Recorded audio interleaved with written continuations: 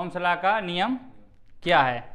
तो Ohm's law के लिए हम फॉर्मूला बनाते हैं VIR। तो हमें क्या, अगर हमें वोल्टेज निकालना है तो कैसे निकालेंगे, वोल्टेज निकालना है तो नीचे क्या बता, I करंट और R रेजिस्टेंस। अगर हमें वोल्टेज निकालना है तो I गुणे R हो जाएगा। अगर हमें I निकालना है तो क्या होगा, V बटे में R आ गया। ठीक, अब क्या बचा, अगर हमें R निकालना है रजिस्टर, तो R निकालना है तो क्या बटा, V बटे I।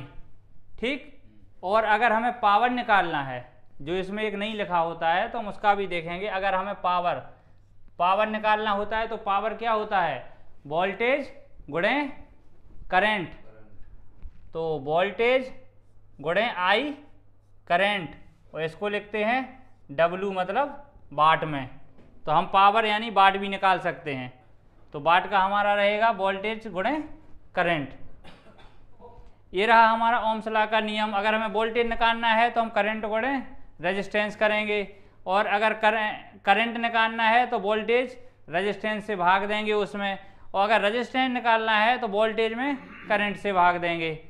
और भाई पावर निकालना है हमें, वाट क्या है हमारा, तो वाट निकालने के लिए हम वोल्टेज में करंट का गुणा कर देंगे। तो अभी हमें एक एग्जाम्पल के लिए समझना है कि माना कि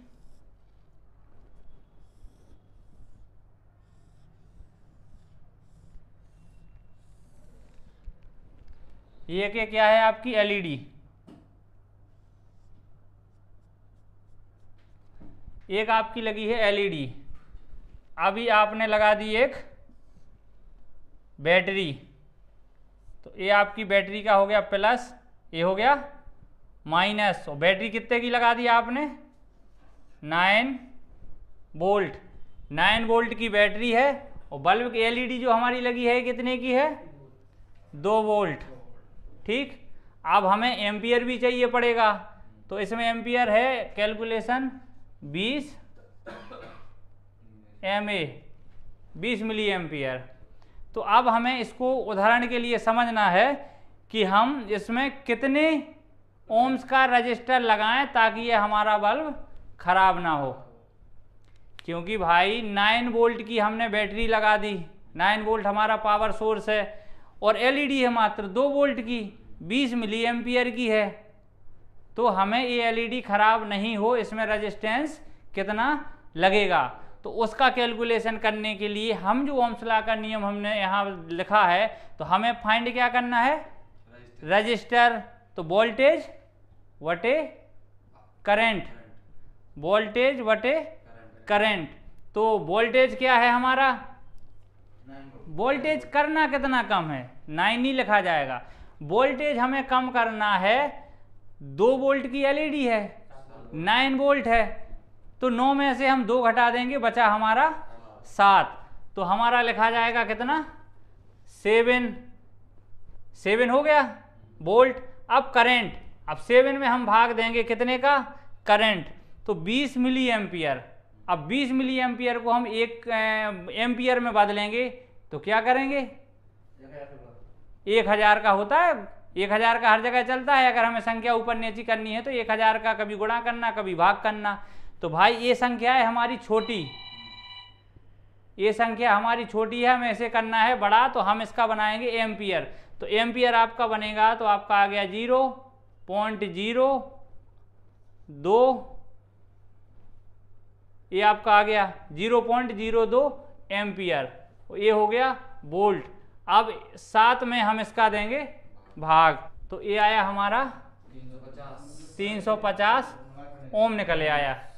तो यहाँ जो हम रजिस्टर लगाएंगे वो लगाएंगे 350 R मतलब ओम। अब किसी भाई को ये भी कन्फ्यूजन होता है कि 350 ओम बहुत कम वैल्यू है, इतनी कम वैल्यू से 9 वोल्ट का लोड कैसे ले गया, इतनी कम वैल्यू से 9 वोल्ट का कैसे लिया।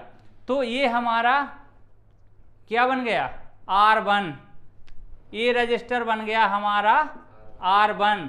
R2 कौन सा रजिस्टर बनेगा? जो एलईडी में हमारी स्प्रिंग या जो भी लगा होता है, जो एलईडी बन गई R2, एलईडी बन गई R2 100R या ओम, तो 350 और 100। अब ये बन गया इसका डिवाइडर। कि आखिर हमें भाई कंफ्यूजन तो इस बात का था कि 350 ओम की मात्र एक रजिस्टर जो कि ज़्यादा वैल्यू नहीं है, फिर भी हमारे 9 वोल्ट खत्म करके यहाँ 2 वोल्ट भेज रही। भाई ऐसा हुआ कैसे? तो ये बन गया हमारा डिवाइडर सर्किट। ये बन गया डिवाइडर। तो डिवाइडर में भी R1 R2, तो R1 गुणे R2, R1 प्लस R2, तो इसका भी आप कैलकुलेशन निकाल सकते हैं। अगर आपको ये लग रहा है कि ये वोल्टेज हमारा 2 वोल्ट यहाँ आएगा कि नहीं आएगा, तो इसका भी आप कर सकते हो। 2 वोल्ट के लिए आप करोगे कितना? R1 कितना है? 350, R1। अब जैसे हमें निकालना है वोल्टेज, तो वोल्टेज निकालने के लिए हमें वोल्टेज इन, आप यहाँ सीरियल पैरेलल नहीं, आप निकालेंगे वोल्टेज का सूत्र से। तो वोल्टेज में आपका होता है वोल्टेज इन, तो इन वोल्टेज कितना हो रहा है? 9। वोल्टेज इन हो रहा है 9 गुणे R2, इनपुट वोल्टेज गुणे R2 बटे R1 प्लस R2। तो क्या हो रहा है कि अभी देखिए 9 गुणे R2, तो R कितना है? 100। अभी ये हमारी दोनों ही वैल्यू ओम में है, ठीक। तो वहाँ कितना था? 100।